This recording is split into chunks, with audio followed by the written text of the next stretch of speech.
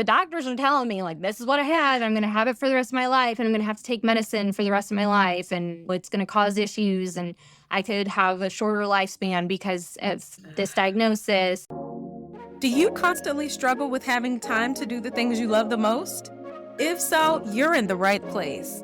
Welcome to the Wellness Transform Her podcast, where busy career women become queens of their time, self-care, and wellness. Each week, we'll dive into practical tips and strategies to help you go from being an exhausted boss woman to an empowered queen for the opulent lifestyle of your dreams. You'll hear from me, your host, Dr. Talonda Bryant, and meet extraordinary women from all across the world. Let's dive right in to jumpstart your transformation.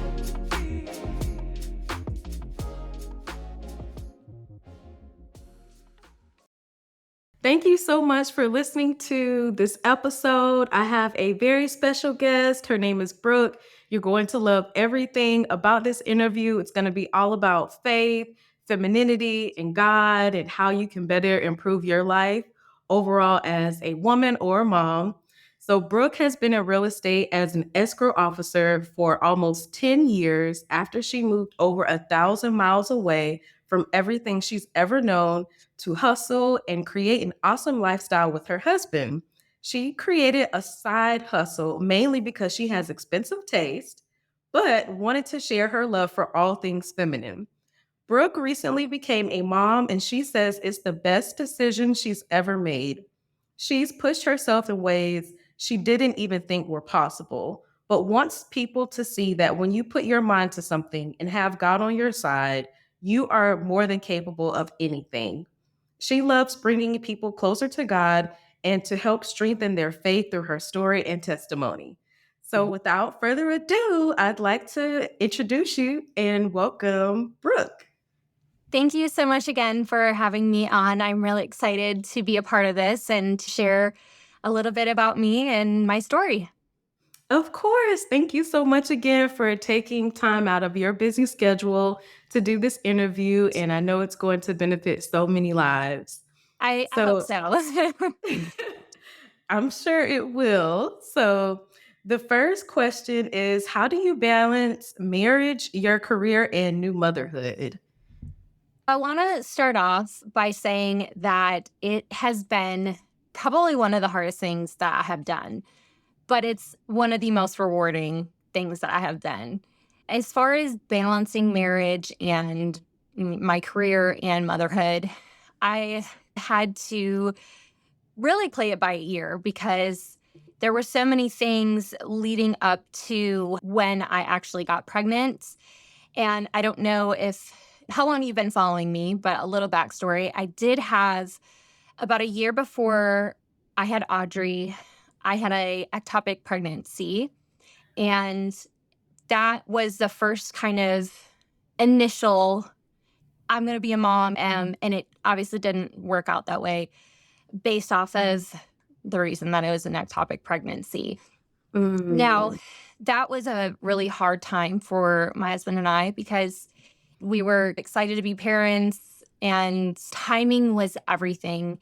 We were about to start building a new house and I had to really put my trust in God because his timing and everything that happened and just how the stars ended up aligning were just, I knew that I was on the right path. And just, I think the biggest thing when you're juggling everything all at once is just to take a step back and be like, okay, God has my back.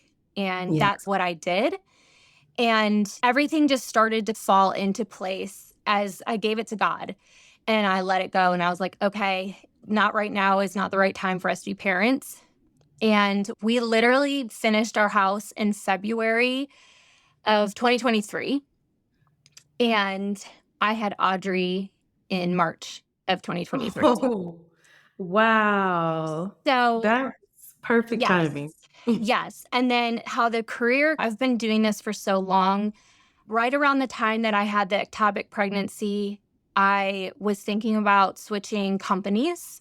I had a really close friend of mine who is also very strong in her faith, and she had moved to a startup company. And we had worked at probably two, I think this would have been the third company we would have worked together at. Mhm. And it was definitely a leap of faith because I was comfortable, especially with how the market was going.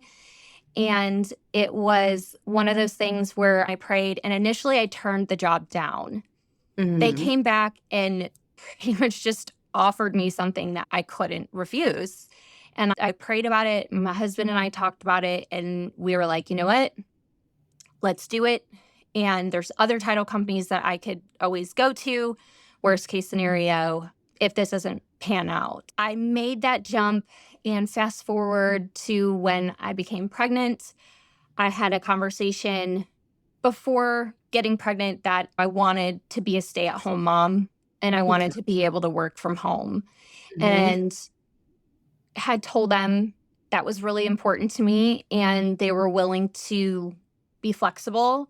And so when I did get pregnant and once I had Audrey, they did follow through with their word and I was able to work at home and be with her. And although it's very difficult sometimes answering phone calls, and everybody has been so understanding when I'm on the phone with them and talking about stuff on a file, and she's either babbling in the background or crying, or everybody is just very understanding. And it's definitely been a journey, but I owe everything to God because He's literally just, I'm like, take my hand and lead me through this.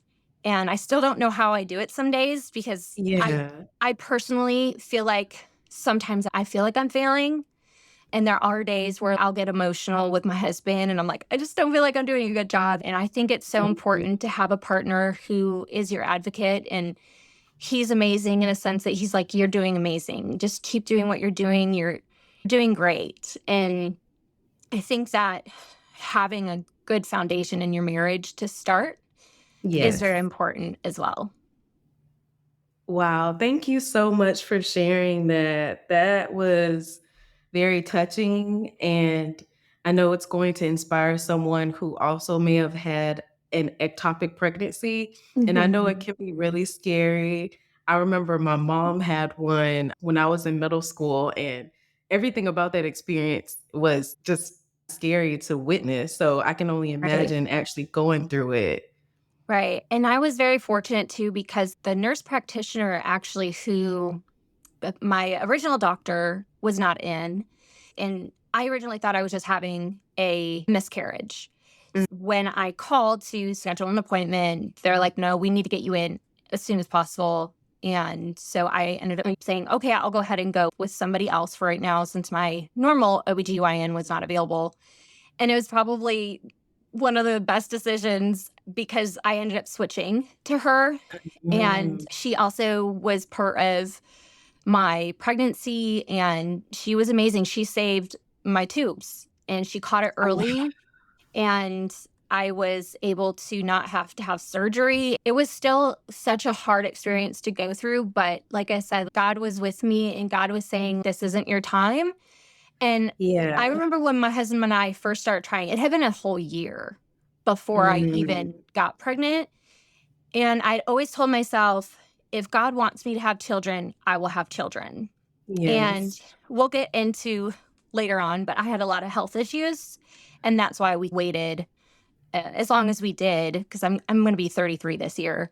And so we waited a while to even start trying because I wasn't even sure if I was going to be able to have kids. So, Wow. God is so faithful yeah. and He redirects our paths and knows the ultimate plan even when we don't see it. So that's awesome.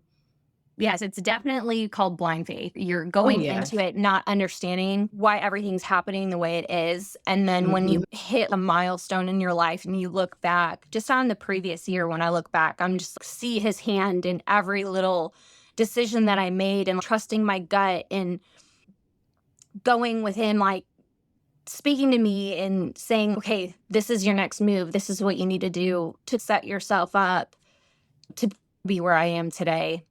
Yes. That's so awesome. So Yeah. that's really great that you have that flexibility to work from home and that you have a company that understands that you do have your daughter and she's a priority. She's a high priority in your life. So how did you ultimately become an escrow officer? And were you confident when you were requesting the work from home flexibility when you went to your employer? Yeah, so I have a this is just another crazy story of mine that just shows how much God has done in my life. And so when my husband and I moved here in 2014, right after I graduated college, I was going through some health issues, so I didn't really know what I wanted to do. Right after college, I went for business administration with a minor in marketing. Okay. And I knew eventually I wanted to do something in marketing. I would say my Instagram is marketing. Yes, it is. Yeah. But I had been working at a tanning salon. I was trying to move up to a manager position. And I just remember I had this voice inside me. It was like a gut that it was just like, walk out now and leave and don't ever look back. And I remember at the time, this is before some of our family, of my husband's family, did end up moving down here from where we originally grew up. But when we were first here, we had no one here.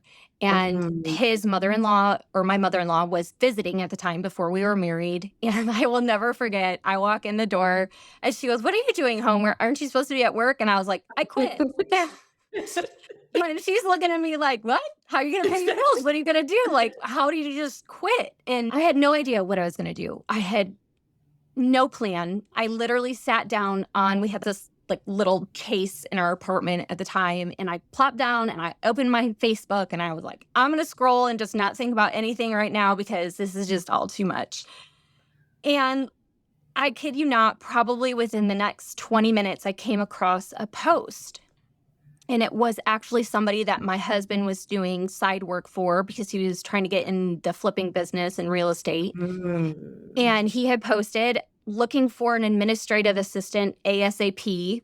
And it was the price that he wanted to pay was double what I was making at the tanning salon. So Wow. I reached out and I said, "I have this education, blah, blah, blah. You're already working with my husband. I'd love to work for you and do whatever you need." Yeah. He messaged me back immediately and he said, "When can you start?" Mm. So within the day that I quit, had I not quit and walked out, I don't think I would have ever seen that post and I would have never changed my direction of my career. So that was like the Mm. starting point, right? And then when I was working for him about a good 7 months, and he introduced me to an attorney who did real estate and property management and escrow as well, and title Yeah. insurance. Okay. And that was where I got my foot in the door. And I started off as just helping part time. And I did a lot of property management for them as well. And they were like, "Hey, we just had somebody quit in the title insurance side of things. And you did a great job in property management. We would love to see if you want to go and be on the title insurance side." And Yeah. I was like, "Okay, what does it entail? I don't know anything about this, but sure, why not?" And Yeah. obviously, it was an increase in pay, which to me at the time, we didn't really have a lot of money and it was enticing. So I agreed. And I remember my boss handing me this, I don't know, it had to have been like 3-inch book. And he goes, "Here, you go ahead, take that home and read it." I was like, "What is this? What am I back in school? Do I have to take a test?" You do have to get, obviously, a license. You have to get licensed in the state of Texas, but Okay. there's no like physical test or anything that you have to take. But it is a very big industry and it can be very difficult. It's a very difficult job. And there's Mm. so many rules and regulations. Texas is one of the most regulated states. Honestly, a majority of time that people get to be an escrow officer, you have to start as a receptionist. Then you work your way up and you become an assistant. Then once Okay. you've been an assistant for a good 10 years, then they're like, "Okay, I think you're ready now to be an escrow officer." I was handed a book and then I got my license and boom, I was an escrow officer. I was a Mm. very rare case that I just dove in. It was a sink or swim situation, and I'm still swimming. I'm still swimming. So that was how I got my foot in the door. And then Yeah. from there was just other opportunities that started to unravel. People were reaching out. They were like, hey, we have a job opening over here. Or I'd have recruiters reach out to me. And so it's offering this much money. You should go and work with them. And so really the next job that I got, I went in and I said, look, I was straight up. I was very honest with them. And I said, look, I don't know what I'm doing. I Mhm. shouldn't have this title of an escrow officer. I have some knowledge, but I don't have all the knowledge, and I want to learn. I wanted to learn. I really enjoyed it. And I love the Yeah. fact that, like, when I got to the closing and people are buying and selling their house, and I got to be that face right before they made a huge decision. And whether Yeah. it was a good life decision or it was not maybe a very good time in their life, I could still be some sort of support in that. And I think that's what attracted me to it. So Mm. Okay. when I switched from my first job and I stayed there for a good 3 years and I learned so much. It was a smaller company. And that was where I found one of my really good friends to this day. And that was the one who ended up telling me to switch over to the company that I'm at now. And I followed Oh. her to another company after I was there, and I think I stayed there for a good year, and that was when she made the switch. And so going into it, coming from a title company or a title insurance company that's bigger, more well known, Yeah. you have something that you can leverage, right? And Mhm. I had, I want to say, I ate crow for the first probably 5 years of my career. And I knew Oh. at that point, you have to negotiate. You have to be able to negotiate. You have to be able to advocate for yourself when you're going into an industry and like fighting for your job and fighting for your worth. I knew I was worth so much more than what I was getting because of the amount of work that I was willing to put into it. And I really cared. I'm a people pleaser through and through. And sometimes it's really hard in this industry because you're going to get people who will just try and eat you up. And I had to learn to set boundaries in this job. And it just was a really big growing experience. So when I initially took this position, I laid everything out. I said, I need all of these things, or I'm going to stay where I am. And Mm. they agreed.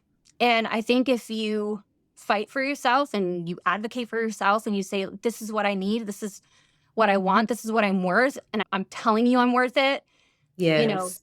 they're going to believe in you because you believe in you. Yes. And that was Ex how it all unraveled. And I really put my head down the first, I would say, 7 months that I was there. Mhm. And there were some things that had happened that obviously I wasn't super thrilled about. But Mhm. when I spoke up and I said, this is what I was promised, this is what you guys told me, they respected it. And they Mhm. respected me more, I think, for fighting for that and fighting for my family and what was important to Yes. me because Audrey is above everything. Anything and Yes. everything, I will put her first. I don't care if I have 27 calls that are coming in. If she needs something, they can wait.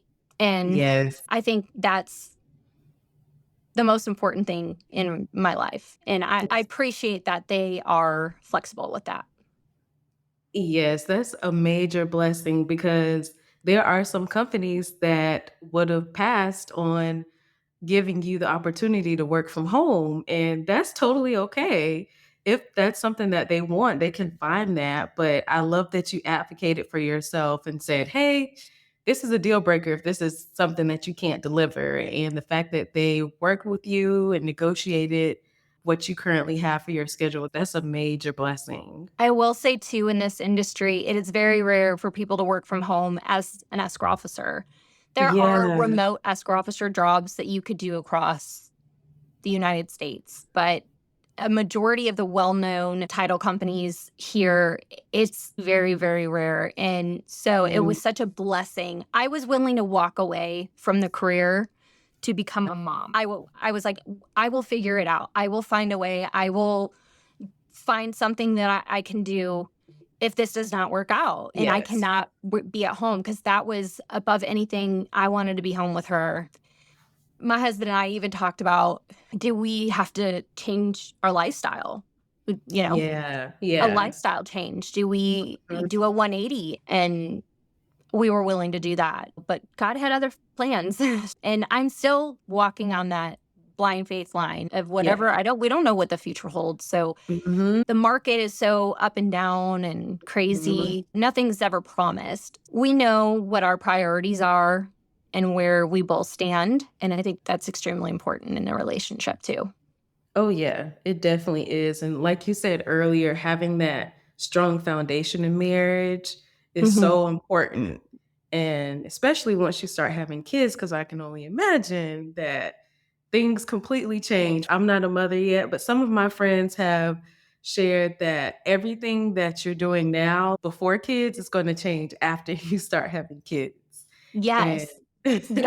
I never really understood when people are like, you're never ready. You're never ever ready. yeah. And I never really understood what that meant until I went through it, because you're not ready. You don't know. There's not a rule book or a playbook or anything going off of being a parent or doing the right thing. You just let God guide you and you go with what works best for your family. Because what works best for one person isn't going to work best for our family. And I remember it was really hard for me. I wanted to breastfeed so bad. And Mm. I was able to do some breastfeeding, and then I supplemented with formula. And I remember when they pretty much were like, you need to supplement. You're not producing Uh, enough. And I think it was so crushing because you feel like you're a failure. You're like, I'm supposed to be able to do this. I'm supposed to be able to provide for my child.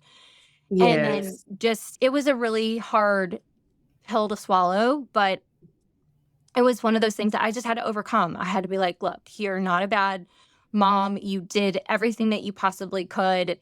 And I praise people that are able to do it the entire time, because I don't know if I would have been a producer, a big enough producer. I think it would Mhm. have been very trying, very exhausting. But it is so worth it, though. I just, everything about motherhood is just the most amazing thing. And yeah, I don't know how else to describe it without just a big old smile on my face.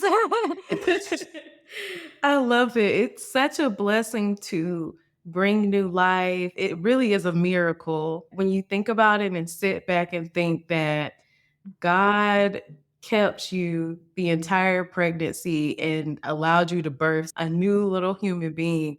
That's a miracle within itself, because some women go through miscarriage and like you Mhm. said, ectopic pregnancy. So when a baby is born, I think it's just a beautiful testimony of God's goodness. Absolutely. And I think going through what I did prior to it, everything about the pregnancy, every milestone that we hit was that much more special because Yeah. we wanted it so bad at that point. And I just remember going through it.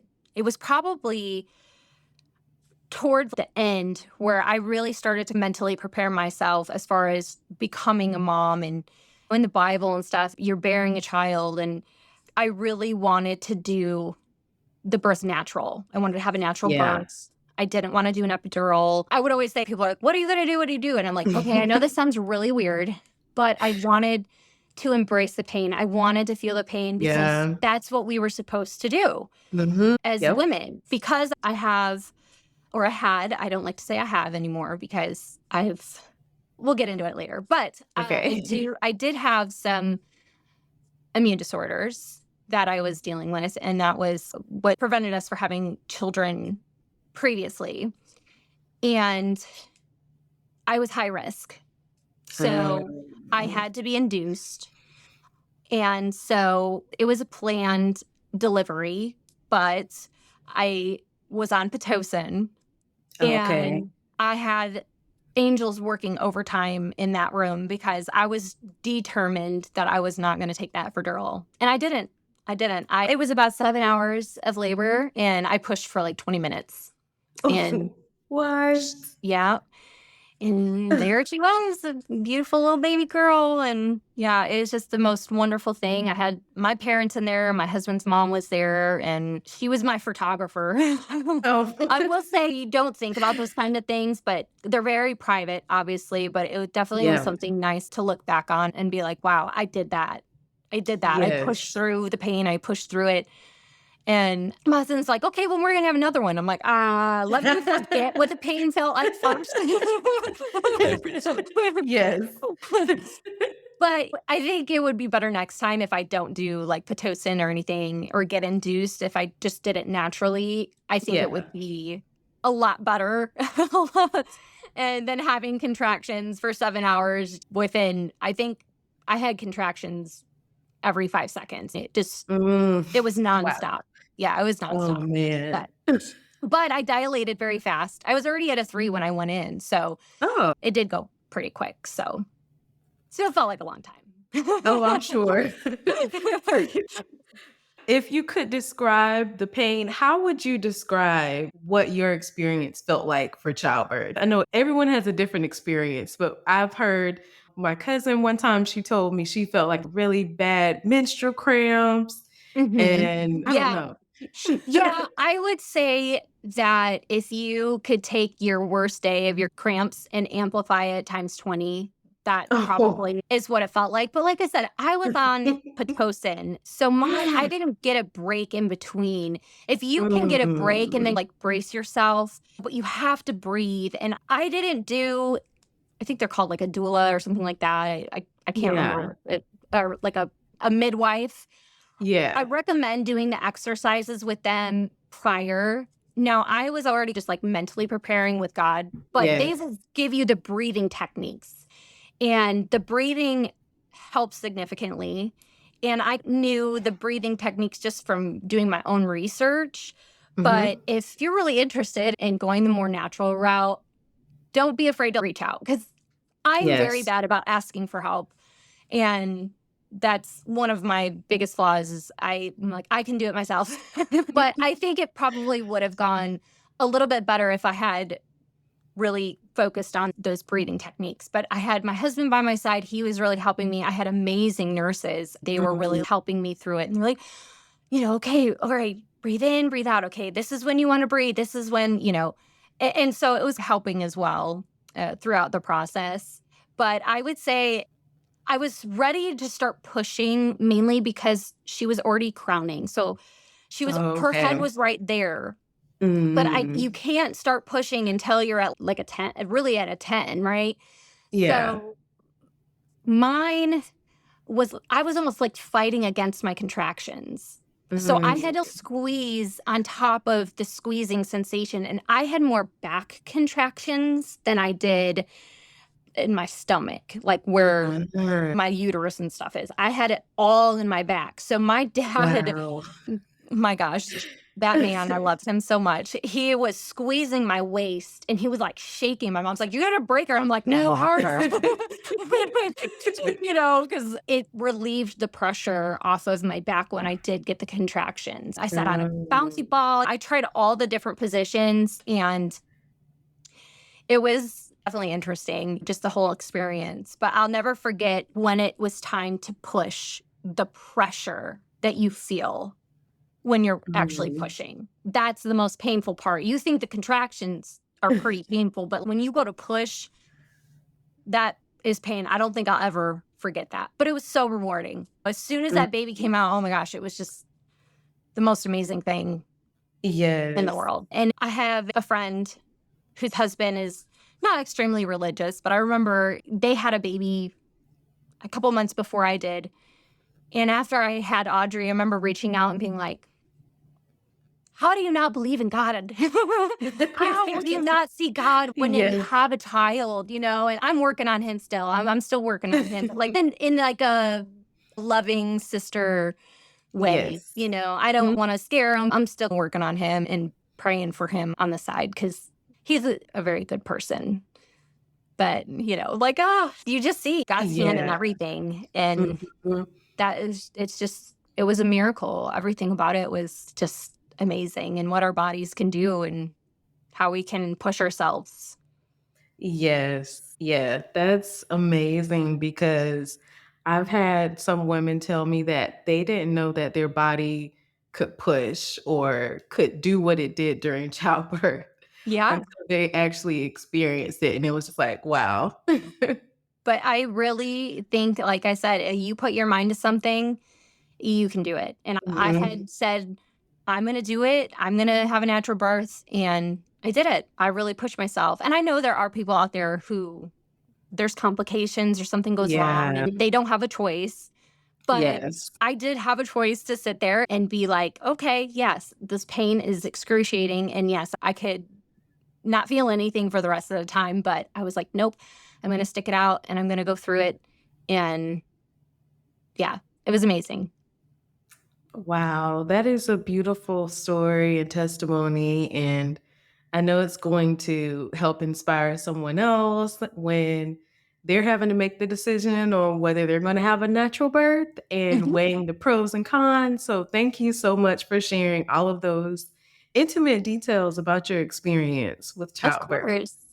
Yeah, if it could help somebody, I hope it does. Just to Yes. get your mindset right and trust in God and let him lead the way.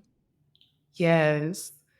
So, what ways did you improve your health before you tried to become pregnant?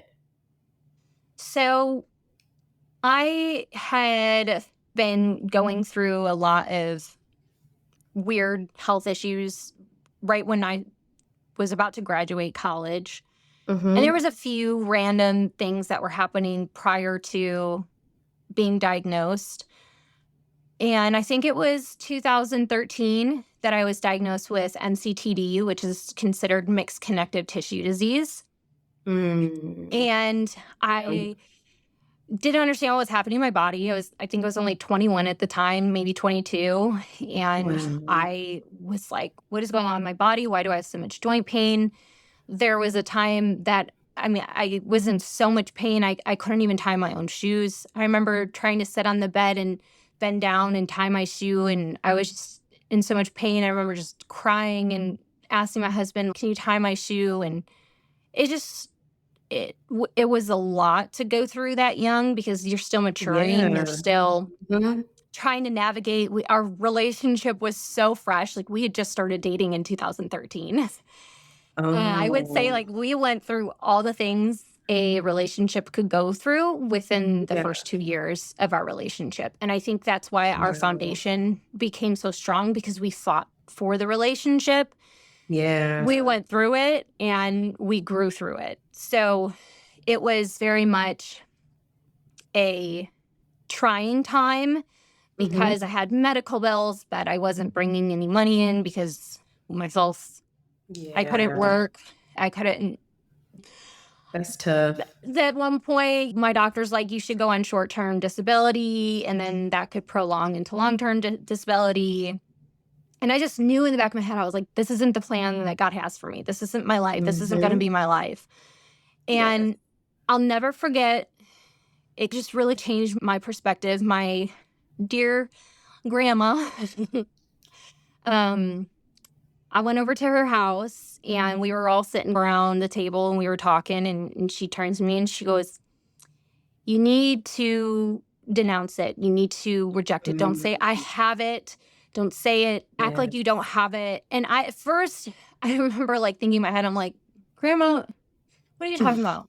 How do I just be like, the doctors are telling me, like, this is what I have. I'm going to have it for the rest of my life. And I'm going to have to take medicine for the rest of my life. And it's going to cause issues. And I could have a shorter lifespan because of this diagnosis. And so I just remember that it was like always in the back of my head when she said that to me.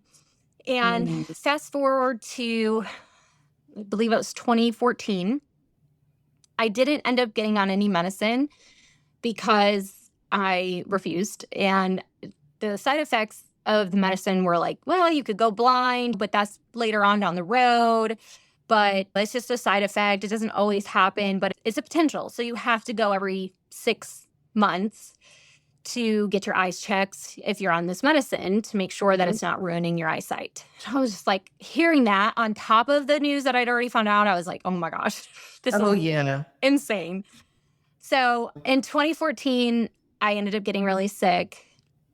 And some of the biggest symptom that I was having was 104-degree fevers. And they would come out of Mhm. nowhere. All of a sudden, I would just get the chills and I would feel like crap and my fever would just spike. And my husband finally brought me in to the hospital and they're running all these tests on me. I felt like a lab rat, to be honest, because they just couldn't figure anything out. This is the first time it ever happened. Like it was a true flare up. And so that point, it lasted about a week. I remember sitting in the hospital. It was the day after Thanksgiving, actually, that I got Mm. sick. And I remember sitting in the hospital and being like, I'm not going to make it to Christmas and thinking I was going to die. I mean, it was Mm. just, yeah, it was hard. It was hard. And my Yeah. family had to come and visit. My husband's trying to sleep at the hospital and go to work in the morning, bless his heart. Mhm. But so it was a lot. And then I think it was January of 2015, I was diagnosed with lupus. Uh, And that was when I finally started to take medicine. And they gave me a smaller dosage at the time. yeah. And I stopped taking it because I was hallucinating. I was seeing Uh, things. I was seeing like figures or like spiders crawling on my pillows. And I think actually I take that back. I was on a high dosage. And at the time I got out of the hospitals, I was only like 115 pounds. And I'm almost 5'8", so I'm yeah. 115 is very, very low. I was tiny, tiny, it's the skin and bones. And so I think I was on too high of a dosage. And I'll never forget, the nurse called me and she said, I just want to check in. How's the medicine? I said, I stopped taking it. She goes, what? Uh, How could you stop taking it? You're going to give yourself a stroke and it's going to be so bad. And why are you doing this? And blah, blah, blah. And I was just like, oh my gosh, leave me alone. I'm still trying to process all of this. What am I supposed to do? And so fast forward, I had just some other really trying times in my life that had happened and it was work stuff. Prior to Yeah. getting into escrow, I worked for a very mean company Mm. and I had done all these tests. My mom was constantly coming to Texas to get me into different doctors. And one doctor said, we need to do a biopsy because every single lymph node in your body is swollen. Whoa. Oh So my they were God. thinking I had lymphoma. So Oh I'll man. never forget, it was a Monday morning. We had our Monday morning meetings. And that Friday, I was going in to get a biopsy to find out if I had cancer. And right before that Monday, I had a doctor's appointment. And I'll never forget the doctor turned to me and he goes, well, he just looking at, he's the guy that was going to do the surgery and do the biopsy. And he goes, honestly, it's not looking good. And but the good thing is a lot of people look really good bald, and I think that you're gonna look really Oh, good bald. Too. what? Yes, Oh yes. my So I'm thinking goodness. I'm, like, already, like, mentally preparing myself, like, I'm gonna have to shave my Oh, head, I'm gonna have to go through chemo, like, I legit have cancer. And so that was when I went into work that Monday, and my brain was just it was fuzzy, like, "Oh yeah. my gosh, what am I gonna do?" They knew I had this surgery coming up or the biopsy coming up on that Friday. Mhm. And they tried to get my attention or whatever. My brain was just off in the la la land. And I'll never forget, he turned to me. He's like, if you're not going to pay attention, get the F out of production. What? Yeah. So I did. Wow. I left. And I think that was the first time I ever been fired from a job. And it was a miracle in disguise because it was just a toxic environment. And I Mhm. think everybody kind of experiences a bad work environment. And Yeah. that triggered me to have another flare up. Um, And so I ended up in the hospital again, maybe a few months later. And finally, my mom mm, goes, I'm coming and getting you. We're flying home and you're going to stay home and I'm going to take care of you. And we're going to try and get your health back. And I got home and I was in the hospital for 3 weeks. And they were running all these tests. And my old rheumatologist came in who had originally diagnosed me with MCTD. And he said, yep, you're having a really bad flare up and we're going to pump you full of prednisone. And Oh, that was a relief, but it was horrible at the same time because it completely changed my face.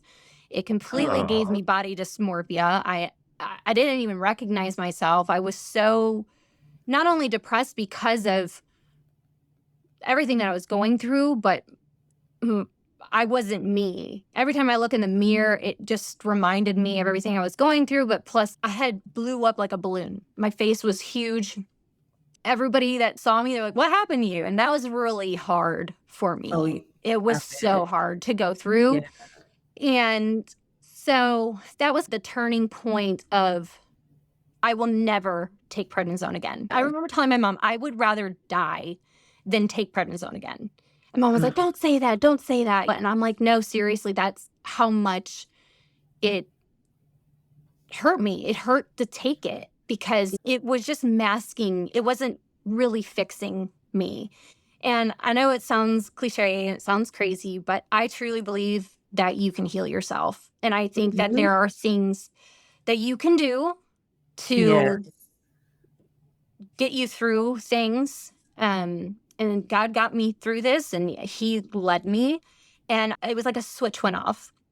I did start seeing a new rheumatologist. He said, you have mixed connective tissue disease, lupus, and rheumatoid arthritis.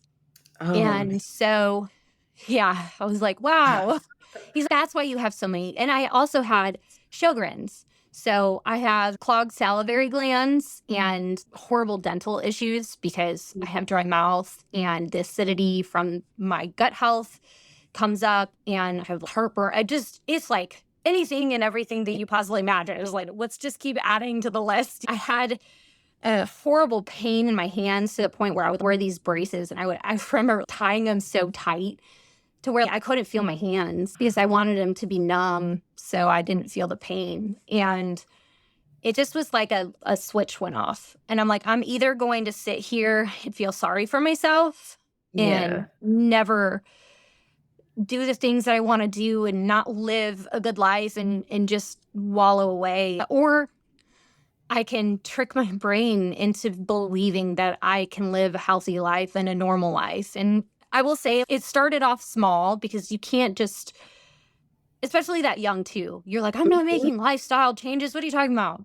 Yeah. But I had to. I had to try anything and everything. And so I slowly started to cut things out, like maybe fast food or other things that I was doing that maybe not be so healthy for me. And it really started to shift the dynamic of my illness. And I'll never forget this rheumatologist. He was probably one of the best rheumatologists that I'd ever seen to this day. He really advocated. He was trying to find a cure for lupus. He truly through and through wanted to help people. I don't think he practices anymore because he had some health issues himself. But man, I just remember him being like, the first 2 years are going to be the hardest and then you're going to overcome this. And I truly believed it. I believed it. I was like, yes, you're right. I'm going to get through this the first 2 years and then it's going to be a thing of the past and I'm never going to have to take prednisone again. And I just kept telling myself that. I'm like, okay, do the things that you need to do because you don't want to take prednisone. And I just kept pushing myself and praying. And my mom had people praying for me. And I truly believe in the power of prayer. And I think that as time went on, things started to improve. I did take some tests previously. I believe it was in 2016, around the time that we had gotten engaged. And I had taken some tests and he's like, you have a high RNP. I believe it was a high RNP. And that can cause blood clots in your placenta if you were to get pregnant. And so I was so afraid. I was like, that would kill me and the baby. So I think that's one of the biggest reasons why we waited for so long, because I wanted to get that you're in the clear to have children. You're like, your Yes. levels have lowered. And I will say too, when I first got diagnosed, my ANA was like 30,000. And Mm. yes, I was like off the charts. They're like, we've never seen an ANA this high. Like, this is crazy. Yeah. And so as I slowly, just like I said, it just sounds crazy. It's so hard to put into words and articulate everything that I went through because it just has God written all over. It's a miracle. It's truly a miracle that I could sit here and say that I have not had a flare up since 2015. Oh, And I have mm. been off of medicine for, I believe, since 2020, 2021, maybe. That's a blessing. And I will say I will never forget, I got a phone call. I had to do some testing, obviously, because of my history. Yeah. And they were like, we're going to run an ANA test on you just to see where you're at. She calls, she goes, it's slightly elevated. And I said, what's slightly elevated? I think it was like 80. I was like, you have no idea. Wow. That is music to my ears because mine was like 30,000. I think it's like 30,000 Yeah. over something, or I don't remember Oh. everything because I'm not a healthcare person, but I just remember it being like such a drastic change. And I just Yeah. sat there and I sobbed in my car and I was like, thank you, God. Thank you for Yes. helping me fight through this and get through this. And when I share my story with people, they're like, "Ah, that's crazy." Because people Mhm. are like, I'm still struggling with my health and stuff like that. And I don't know why. Sometimes it's like almost like I wouldn't say like survivor's guilt, but I almost feel like a guilt that's like, why was I able to heal? And Mhm. then some people can't. And so I think God wanted to use me to be like, you can heal yourself. You can do it. Absolutely. And that's what that thing that my grandma said to me. That's why I try not to say I had this. I try to say I Yes. had it because Mhm. I don't want to say that I have it anymore because I truly believe that I don't. Yes.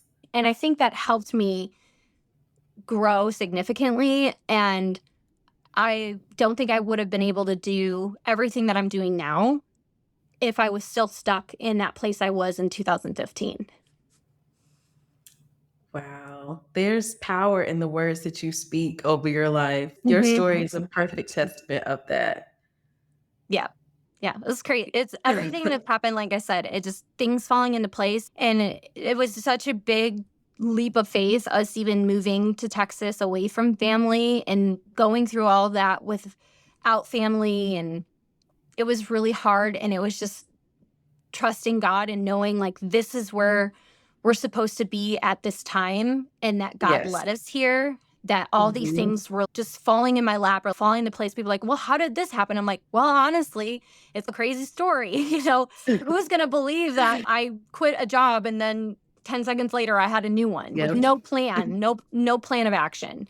And so it's just, I hope that my story or things that I went through and trials of my life bring somebody closer to God or makes them want to get to know Him or get closer Yes. to Him to where they're like, okay, God, lead me, take my hand. There's so many times that I will pray and I'll be like, take my hand, tell me Mhm. where you want me to go, tell me if this Yes. is where I'm supposed to be, show me what I need to do and where I need to be because I want to do things to glorify you and what you want me to do, not what I want to do. And I think that's the biggest thing that people get caught up in is their own desires and what they want. And Mhm.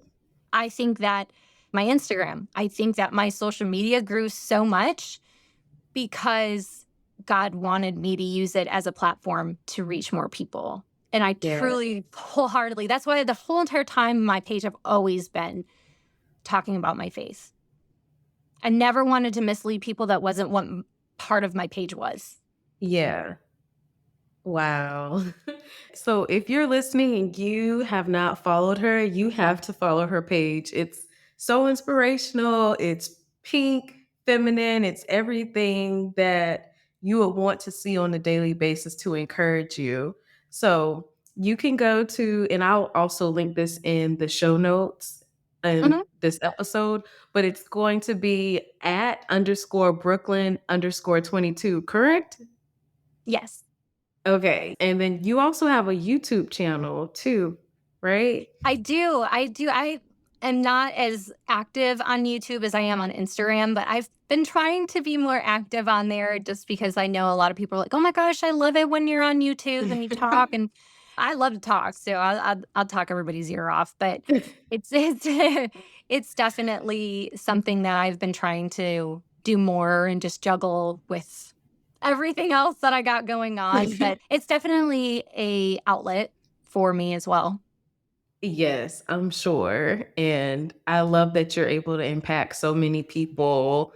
It's just a breath of fresh air to now hear your testimony and what inspired all of that. That's just amazing. Your story is just awesome. And I know that it's going to bless someone for sure. It's blessed me in this interview for Oh, sure. well, thank you. Thank you so much. I truly hope that from the bottom of my heart. It's just one of those things where you being vulnerable, putting yourself out there and sharing things that you've gone through. I know most of the time when people look at my page, they think immediately, oh, must be nice to have that, must be nice. And Mhm. I put in a lot of sweat equity for everything that I have. It took me a very long time to get what I have, and I pushed myself. And like I said, I could have sat there and felt sorry for myself, or I could have done what I did and fought for myself. And that was what God told me to do was fight. And I'm going to keep Yes. fighting. Amen. Yes. And this also brings me to the next question. So, like I said, your Instagram is very inspirational, but at the same time, I can tell that you are a private person Mhm. and you still manage to stay engaged with your followers and post inspirational stuff without showing too much. And it's just nice that you're able to have that balance between engagement, but also having a private soft life as well offline. So Yeah. how do And you do that? I would say a lot of it comes from just things that I went through in my Yeah. life. I have been known to be an oversharer. And Mm. growing up, I was severely bullied, and I went through a lot of people who I thought were my friends, used things against me just by oversharing. And so I Yeah. think I became more reserved with who I shared with because the enemy is always looking for ways to take you off course. Yeah. And I think that there's a way that you can be part of social media, but not sharing what your plans are, what your next steps are, and still being able to inspire people and bring them along your life. Yes. That's so true. And you have to protect, like you said, you have to protect what is not supposed to be shared with everyone, things that should just be between you and your family or your friends, because the enemy does roam around to see who he can devour, and he'll try to find Mhm. any little outlet to try to Yep. throw people off their course and start unnecessary drama and gossip. And it's just crazy the things that can happen when people share something. It could seem frivolous, but people share so much if they're sharing a location. And then that's how people get attacked and robbed and things of that Mhm. nature. Yes. So, Yes. And that's one thing too that I had a strange encounter when I was a child, and I could have been abducted. I could have been taken, and my instinct was to run away. And I think ever since then, my guard has been put up, and I've been more reserved in that aspect of where my location is and sharing all of those things because I've been on the other side of what potentially could have happened. And yes. ever since then, and just reading stories and all that kind of stuff, it's really crazy just to see the world and things. And I have other stories that have happened in my life where you have to be on your toes. And when you're a woman, you have to Mhm. be, your head has to be on its swivel and you have to take Oh, care of yeah. yourself. And Mhm. so it definitely is challenging because there's things that I feel like I miss out on sometimes. Like brands won't reach out to me because I don't really share my location or stuff like that. I feel like I've been trying to have a boundary, but still be open to the idea of doing more things in surrounding areas. Yeah. Mhm. That's wise. That's very, very wise because you Yeah. never know who's watching and trying to find any little way that they can throw you off your course and Yep. just try to, yeah, it's sad that you have to think like that. But in this day and age, like you said, you have to keep your head on the swivel and just be aware of Mhm. your surroundings because anything can happen at any given moment. Yeah. Unfortunately. Yeah. Unfortunately. But One other question I had is how do you make time for date nights as a new mom? And do you use a babysitter when you need to get away? this is going to sound crazy, but my husband and I have not had a date night really since I had Audrey. And I think the Really? biggest yes, and like I said, this is gonna sound crazy, but we just love spending time with her. We Oh, love yeah. being with her, and it's so hard when we leave and everyone's like, "You need to get out. You need to go away." And my mother-in-law, she loves to babysit. So she's like, "When are you guys gonna go on a date night?" And we're Yeah. like, "Well, if we do go on a date night, we'll probably bring Audrey." So, it's just one of those things where right now we're just enjoying being parents. We're just soaking it all in. We love it. And if we go anywhere, we want to bring her with, or we want to be at home and snuggle and watch a movie. It's just that's what we enjoy. It's not like we need an escape or anything like that. We just Right. learn to truly embrace it. And I think what we do is my husband loves to golf, right? And so I'll be like, Uh-huh. okay, you go and have your guy time, go do some golf. And then I go and have tea or something with my friend or go shop. And he'll watch her and then I'll watch her or something. Well, we just give each other space, alone time. And Yeah. that just has been working for us. We Mm, still find time for each other. We still manage to bond yes. and love each other in the same way that we were able to prior to having kids. Yeah. And I think if anything, having a child has only every milestone that we've hit had only made our relationship stronger. And while Yes. we have trials and there are things that come our way, it's back to the drawing board of, okay, how can we fix this? How can we communicate this better? And I think above anything else, the most important thing is communication. If you Yes. feel some type of way, you need to be able to articulate that to your significant other in a way that it's not attacking them. I think that was Yeah. one of the biggest issues that we had was my delivery. How I would say things or how I would try to communicate, it came across as I was just attacking. And that's not going to get through to anybody if you're not, okay, how can I word this or how can I say this without hurting somebody's feelings? Yes. And sometimes you just got to be blunt and straightforward and you're like, sorry if I Mhm. hurt your feelings, but this is what how I feel. And sometimes you have to be straightforward and Yes. honest and real and Mhm. that's how you're going to get through things and I think that's how we've managed to be able to get through all the stuff that we've been through and we definitely are both similar in this in a sense where it's, at first you hear your partner saying this bothers me and you want it to think that it's an attack but then I'm very much the person who I like to reflect Yeah. and if I can make myself better and reflect on that I'm only going to be a better wife, I'm only going to be a Yes. better employee. I have to be able to take that constructive criticism because this person cares about me and they want me to be better. They want me to do better.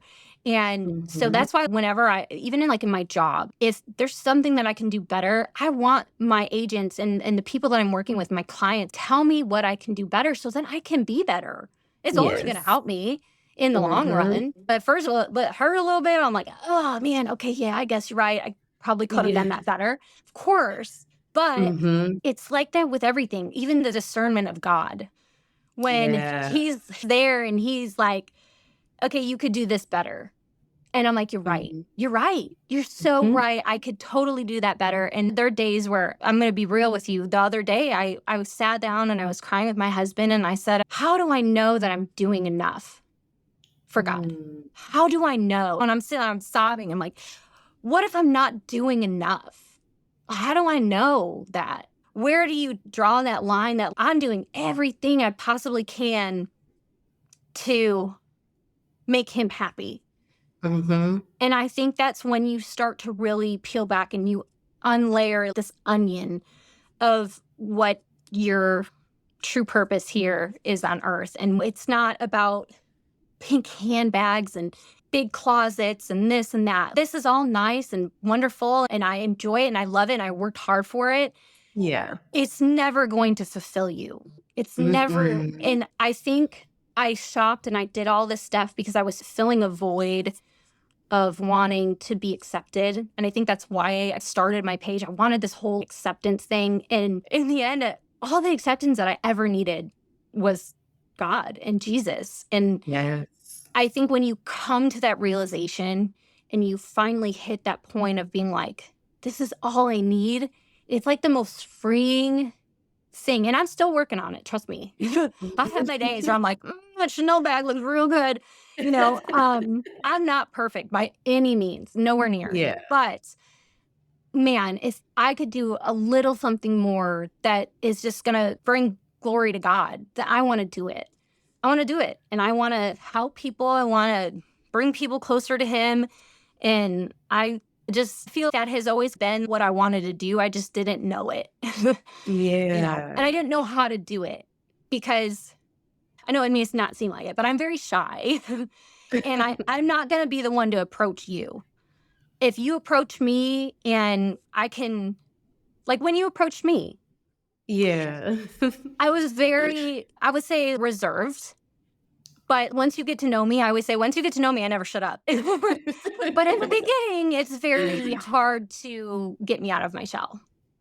And then I think that's like a protect mode Oh, mechanism, yeah. you know. Yeah. And I think I'm working on that though, because I want to be able to reach more people. And I think the more that I come out of that shell, even this is very outside of my comfort zone, very not something that I would normally do. I think even if I reach one person, what difference Mhm. does that make? Because then they can reach one person and then it can just be like this effect where it just keeps trickling. And yeah, that's what I want to do. Yes, Uh, and I'm so glad that you agreed to participate. I was taken away, like taken back, and I was super excited when you said yes. I was like, "Oh my gosh, she said yes." Because I love your content. I love your beauty room. Everything that you post is just so feminine and it's just something that I can relate to. And I was like, she would be the perfect podcast guest. The worst she can say is no. And when you said Aw. yes, I was like, Well, I'm "Yay!" so glad that you took that leap of faith and reached out. And then I took a leap of faith, to be honest. Yes, you did. And you did say in your quiet time, you and your husband try to give each other time to just relax and have your time to do your hobbies. So, what types of things do you like to do for your peace of mind and for your self care in your quiet time? Gosh, to be honest, I enjoy golfing. I got the boot though once Oh, my yeah. brother-in-laws moved down here.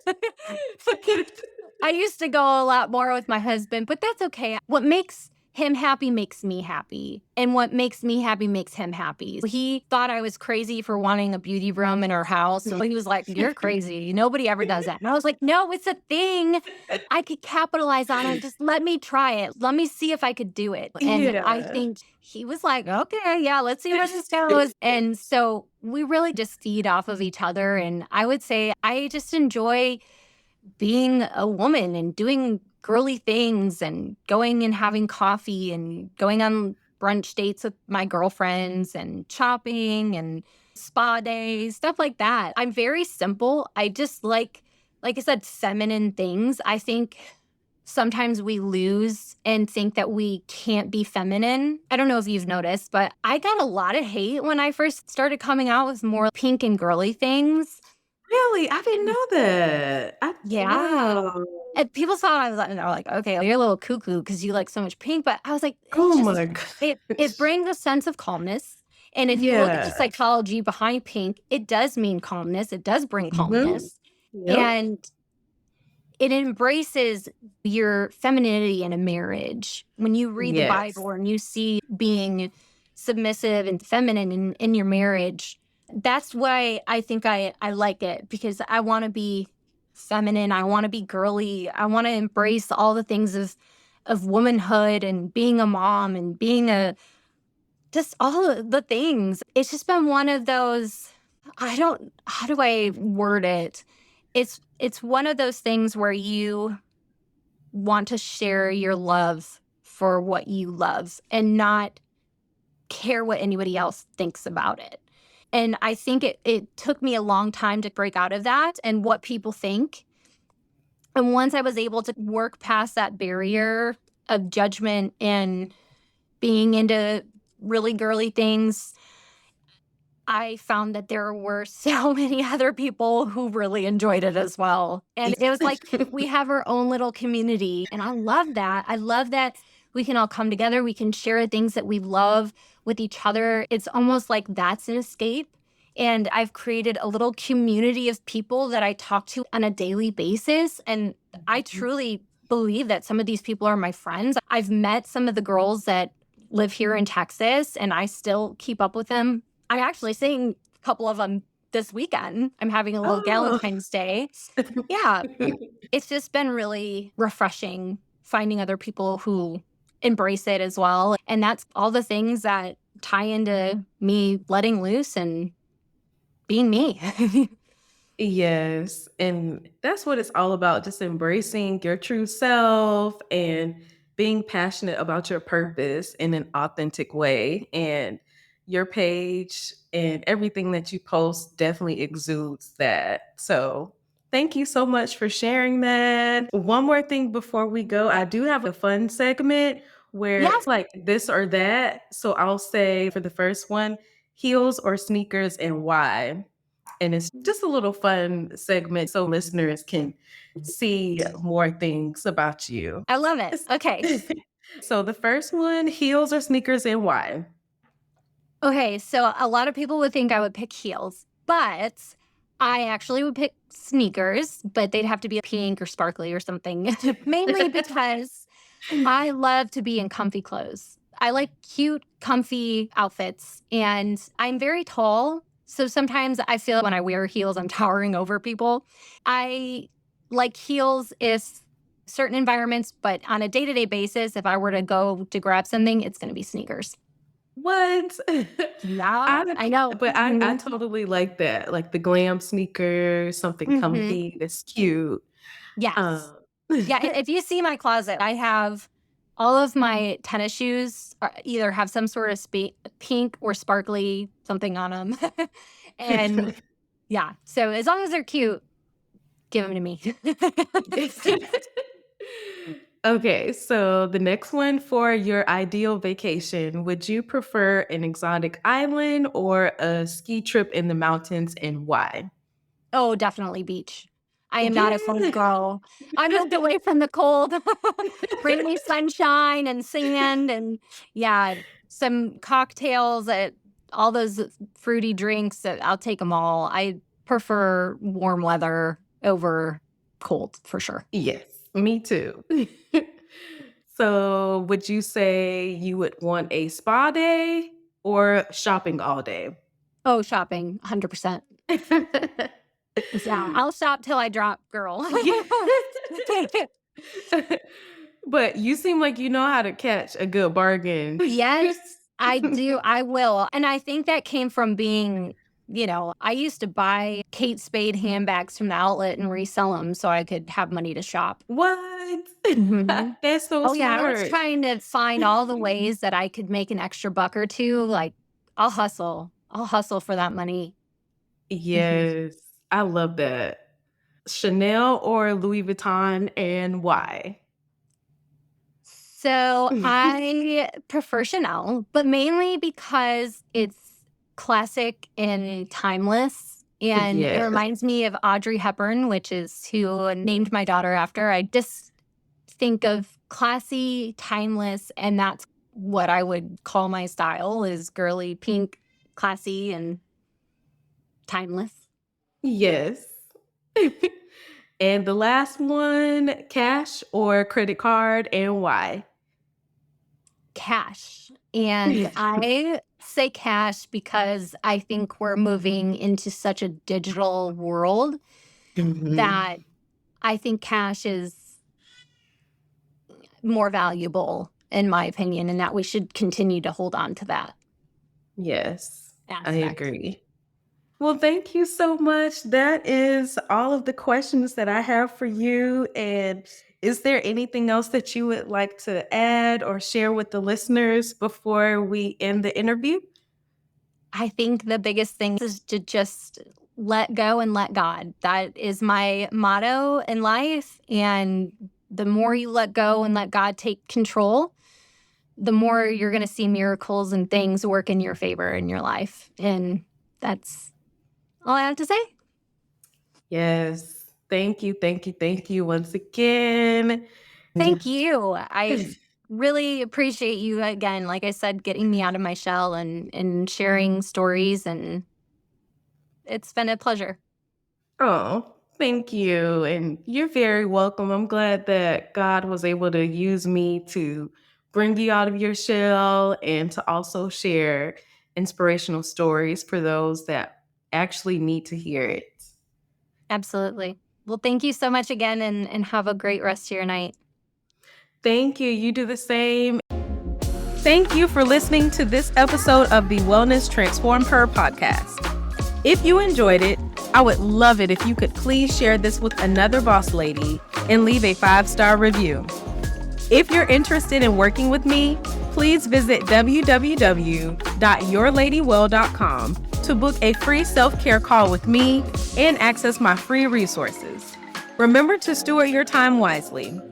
Until next time, lady, take care and be well.